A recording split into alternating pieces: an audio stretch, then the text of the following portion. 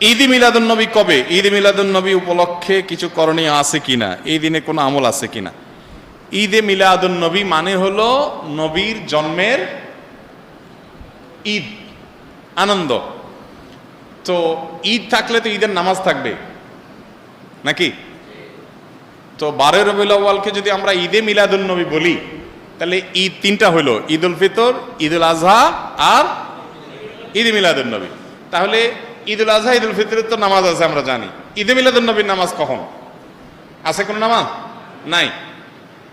তো বোঝা গেল যে আসলে ঈদে মিলাদুন্নবী নামে কোনো ইবাদতের উপলক্ষ, কোনো অকেশন ইসলামের শরীয়তে কোথাও নাই।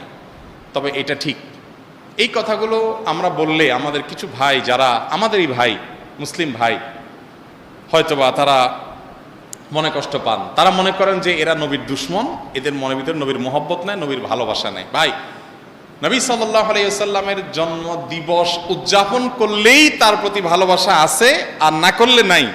এই যোগ বিয়োগ করা এত সহজ, শর্টকাটে হিসাব করার ক্ষমতা আপনারা কে দিছে? এই অধিকার আপনাকে কে দিছে? ব্যাপারটা এরকম হয়েছে যে দেশের প্রতি আমার ভালোবাসা আছে কিনা। আপনি আমার দল করেন তো আমি বলবো আপনি দেশপ্রেমিক, আপনি আমার দল করেন না তো আপনি দেশদ্রোহী।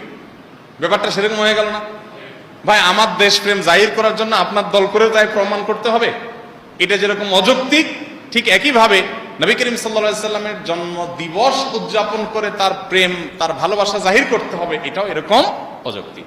দেখুন, আমরা একটু ঘাটাঘাটি করি ভাই। আজকাল তো আলহামদুলিল্লাহ অনেক সহজ হয়ে গেছে। আপনি একটু অনলাইনে একটু সার্চ দেন, জন্মদিবসের জন্ম কবে, জন্মদিবস উদযাপনের জন্ম কবে। পৃথিবীতে জন্মদিবস উদযাপনের এই কালচার, এটারও তো জন্ম হয়েছে নাকি? নাকি আদম আলাইহিস সালাম থেকে শুরু হয়েছে? এটাও তো শুরু হয়েছে। একটু ঘাটাঘাটি করে দেখেন, আপনি অবাক হবেন। খ্রিস্টানরা পর্যন্ত তাদের ধর্মীয় ভাবে জন্মদিবস উদযাপন করাটাকে তারা নিষিদ্ধ করেছে। আমরা যেরকম ফতোয়া দেই না, খ্রিস্টানদের ধর্মমতে ফতোয়া আছে জন্মদিবস উদযাপন করা যাবে না। কারণ এটা যারা করেছে পেগানরা, প্রকৃতি পূজারীরা, তাদের সাথে বিশ্বাসগত বিশাল সংঘর্ষ আছে। কাদের? খ্রিস্টানদের।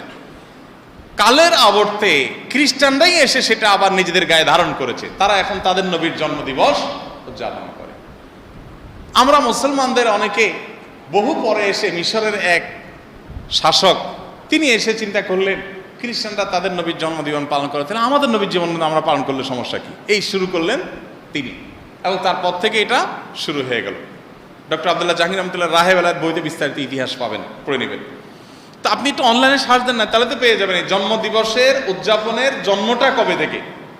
আমাদের প্রিয় নবী সাল্লাল্লাহু আলাইহি সাল্লাম নিজে তার জন্মদিবস উদযাপন করেছেন? যদি করে থাকেন তো বছরে প্রতিদিন, প্রতি বছর 12 রবিউল আউয়াল তিনি বেঁচে ছিলেন 63 বছর, এই 63 বছরে প্রতিবার আসছে না? উনি ওনার জন্মদিবস উপলক্ষে এই যে র্যালি বের করা, জশ্নে জুলুস করা বা যাই করি আমরা, উনি কিছু করছেন কিনা? উনি নিজের, ওই যে কি একটা কথা আছে না, যার বিয়ে তার খবর নাই, পাড়াপড়শির। ওনার নিজের জন্মদিবস উনি উদযাপন করলেন না, ওনার 4 খলিফার কেউ করলেন না, কোন সাহাবী করলেন না।